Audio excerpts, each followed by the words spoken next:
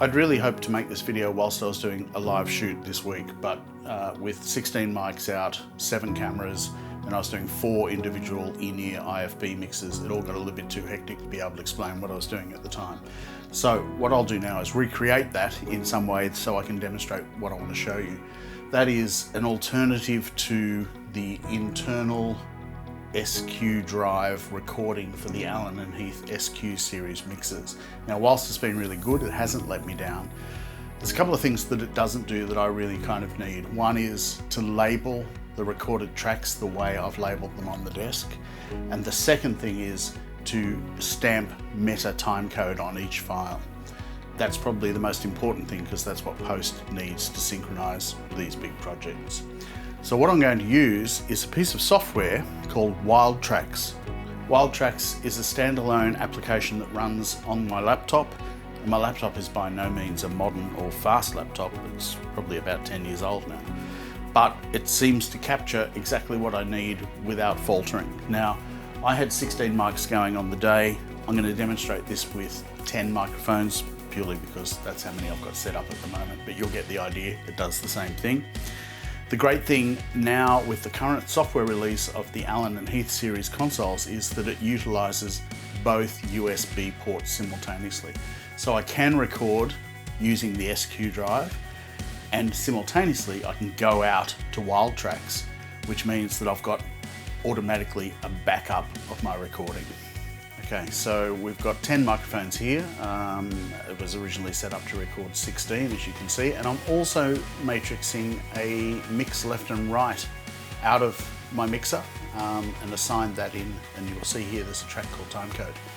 Now, to be honest, I haven't spent a huge amount of time on this, so this is very much a first impressions, but having read the online manual, which makes a lot of sense, I've discovered that it is quite a simple layout. The first and most important thing is to select your incoming device, whether that's the built-in sound from your computer or, in fact, as I've got here, my SQ drive.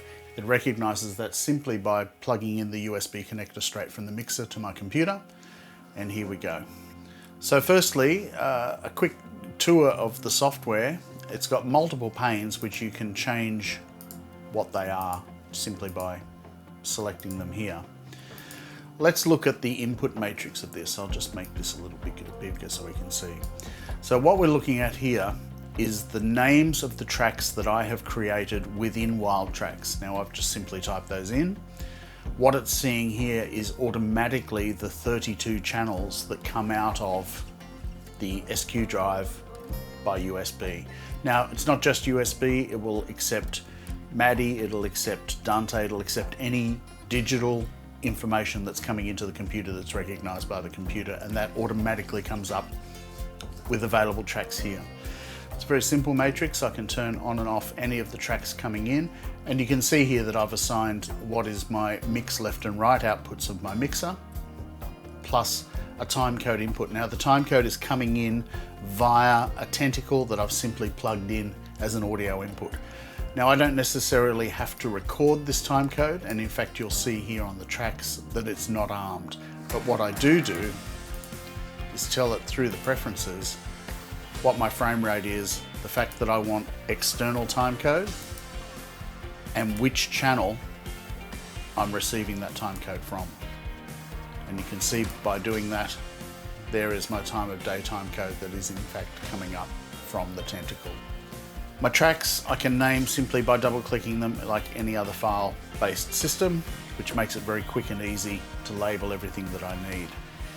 So over here in my metadata, I can set up the name of the project that I'm working on, the scene that we're recording, any of the slate information, take numbers, you can quickly change those if you need to, which roll you're working with. You can change or add information here, and it's got this very handy next pane as well, so I can actually preload information whilst I'm recording a current track.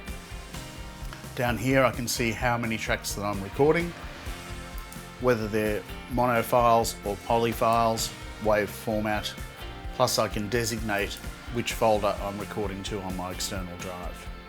If we go to the expanded window view of things, let's have a look at our files. So here basically we can add an export folder we can remove export folders, add files. One of the important things we can do is change the naming convention of the files that are recorded. So at the moment it's recording project, scene and take numbers. I can add or remove information from that, and as a result that will reflect in the file naming as it goes along. I also have the ability to change the format that it's recorded in, 16-bit, 24-bit or float 32-bit if need be. How many tracks we're recording, I can arm and disarm them from here. I can change them to mono or poly file from here. And of course I can choose which folder it actually goes to externally. And it also has a spectrum analyzer, which I've not yet got to play with, but I found that in the instruction manual, so I will have a good play with that later. So recording is very simple. Simply click recording. Now the great thing about this is that it does give you a very visual display of recording in progress. This is something that the internal drive of the SQ mixer doesn't do. I see a red light, I know it's meant to be recording. Here it actually tells me my duration, tells me my current time code. I've got very reassuring feedback that it's actually doing what I want it to do. Having finished our recording, I can actually go in and create a sound report. This sound report allows me to enter all of my personal information into here, and every track that's recorded gets recorded here. I can save that, and I can set it to auto-save as well, which means every time I record it updates the sound report for me, which makes things very easy at the end of the day. So this is very much a first impressions guide to what I'm seeing here. I've probably had 10-15 minutes playing with the software and having read the manual, got a fair idea of how it works. It is very intuitive in its layout. The matrix works very easily. The track allocation and the track labeling works very well. The fact that I can assign timecode and arm and disarm tracks directly from here is great. One of the things I haven't worked out yet is how to start a project from scratch. Every time I launch the software, it comes back with the last configuration, which is good if you're working on the same project day after day, but I would like the ability to actually start afresh each time. There is the ability to save a configuration. I'm not quite sure where that goes. I think it makes its own subfolder group to save all of this information that you can go into, but I'll look into that further. This to me solves a whole lot of problems. The fact that all of the recordings retain their track names is great. The fact that each file is encoded with the metadata timecode is fantastic for post. The fact that I can see timecode and the duration on the screen at any one time, and the physical feedback of that screen turning red really is reassuring.